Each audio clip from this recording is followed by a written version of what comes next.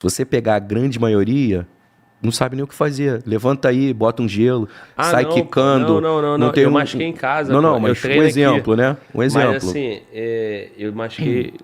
Pra quem tá em casa entender, eu tô com o joelho machucado, né? Tá Entrou aqui. no cacete. Tô com uma joelheira aqui. Não, pô, eu só bato.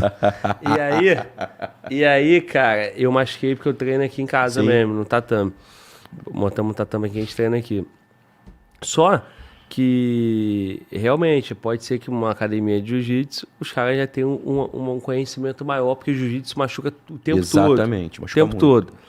Mas na academia de musculação, né? Na grande Levantar peso, maioria. o cara vai cair lá, meu irmão, vai ficar. De repente vão gritar, tem algum médico, a probabilidade de ter alguém aí, enfermeiro ou médico, para safar a pane, mas não necessariamente é a empresa ali A que. gente no BOP perdeu em 2015, 16 talvez.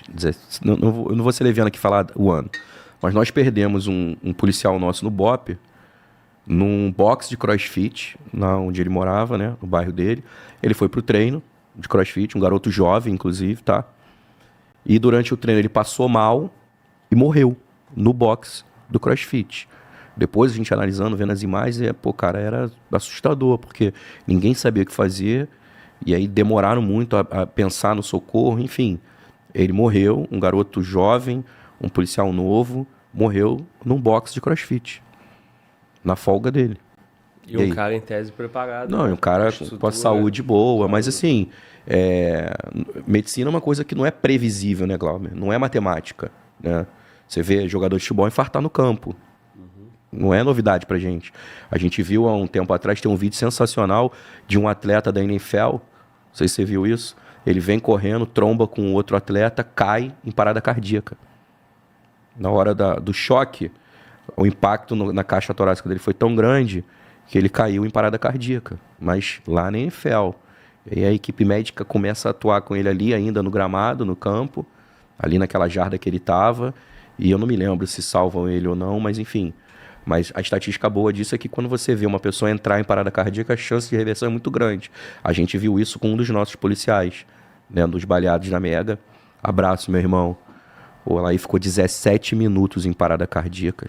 17 minutos morto. E aí também agradecer os nossos, só para a gente linkar o que estava falando no início, os médicos, a equipe médica do hospital, que embora não estavam no terreno, nem nas ambulâncias fazendo o translado, mas estavam recebendo os nossos homens, né? Estavam recebendo esses baleados. Então você vê, o Alaí no hospital teve uma parada cardíaca, 17 minutos off, voltou e não tem nenhuma sequela. Eu tive com ele ontem de manhã, a gente trocou uma ideia, bateu um papo rápido, o Alaí tá andando, falando, 100% da sua atividade, só com a lesão do braço, que ele tem uma fratura no braço, né?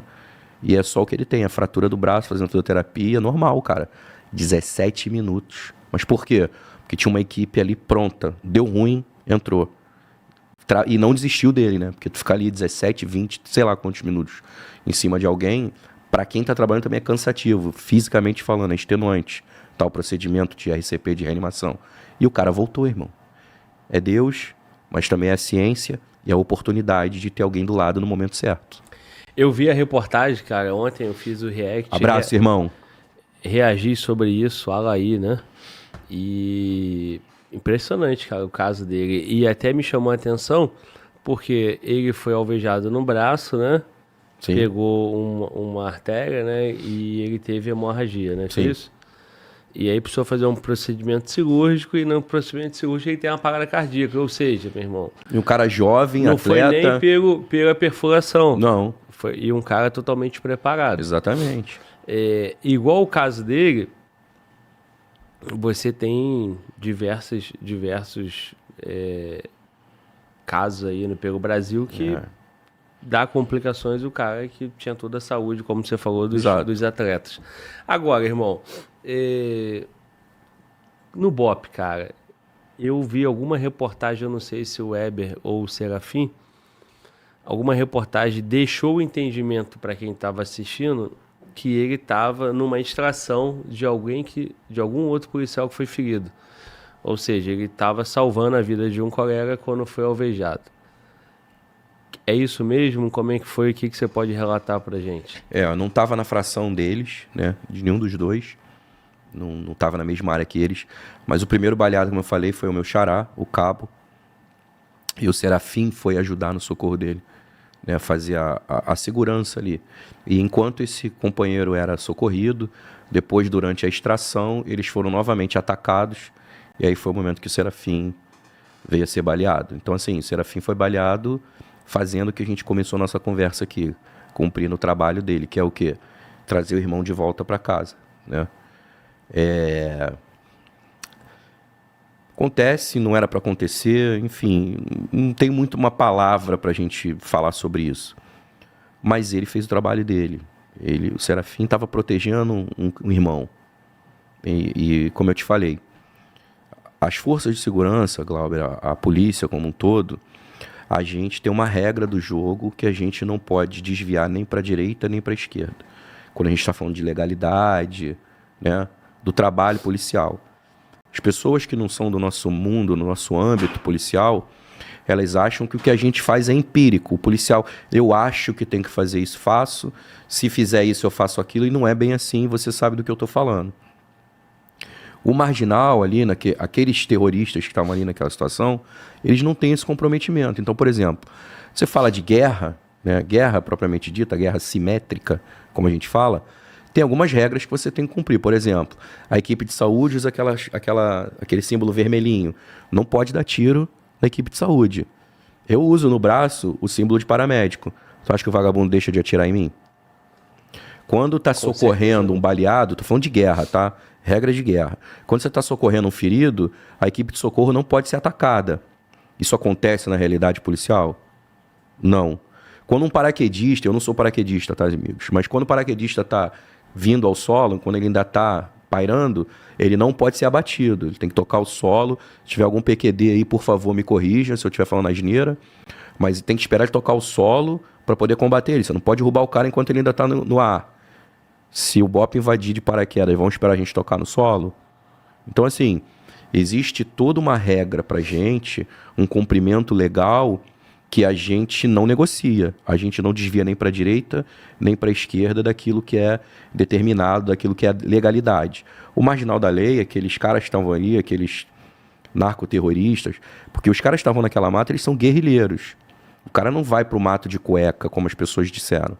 Ele estava no mato de coturno, de camuflado, com armas de combate, armas de guerra, e não eram bobinhos, eles sabiam o que estavam fazendo.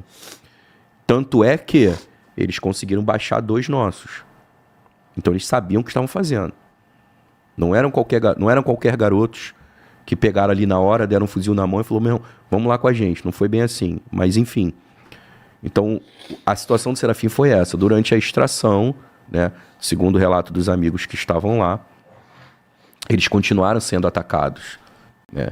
E aí, por algumas vezes, a gente teve que montar novas posições para a gente, ajudar a fazer a segurança do outro para essas extrações, entendeu? Tanto que a gente teve mais pessoas baleadas, graças a Deus, não mais mortos, mas tivemos outros irmãos também baleados. E ele, infelizmente, cumprindo o dever, o trabalho dele, o que está intrínseco no nosso ser policial lá, que é defender o nosso irmão, ele, na hora de ajudar o Oliveira, ele foi baleado, infelizmente. Cara, o Oliveira tá bem, né? Graças a Deus, já tá de volta em casa. Não voltou ainda à atividade, né? Mas tá em casa, se recuperando numa boa. A possibilidade de sequela é bem mínima dele ter algum tipo de sequela, graças a Deus. Desculpa, eu não sei se você falou e eu não lembro. Como é que foi a situação Foi na dele? perna, o tiro, o disparo dele foi na perna. Tá. E o Serafim, nesse aí, ele já perde a vida ali no terreno mesmo? Então, essa informação eu não tenho, porque não fui eu o paramédico que socorreu ele, né? Foi um outro paramédico. Você quer saber se ele morreu instantaneamente ou se evoluiu? Eu não tenho como te dizer isso, porque não estava lá no socorro. As 2 coisas que eu posso te garantir. Primeiro, ele teve o melhor tipo de atendimento possível para aquela situação. Aquilo que a gente estava comentando ali, que você perguntou dos policiais civis, tudo que faltou, como você quis elencar, eu tenho certeza que para o Serafim não faltou. Equipamento, conhecimento, recurso, tudo isso tinha disponível, né? Mas a lesão dele foi uma lesão muito grave, muito extensa. Então não dá para eu, Oliveira, ser leviano e falar para você, não, irmão, ele morreu na hora, ou ele morreu 5 minutos, 10 minutos, 15 minutos depois. Porque estávamos todos nós ali naquela dinâmica de confrontos, né? Então, a gente pega as informações, nós paramédicos brifamos depois. Cada um vem trazendo como é que foi na sua fração, o que viu, o que aconteceu, como fez.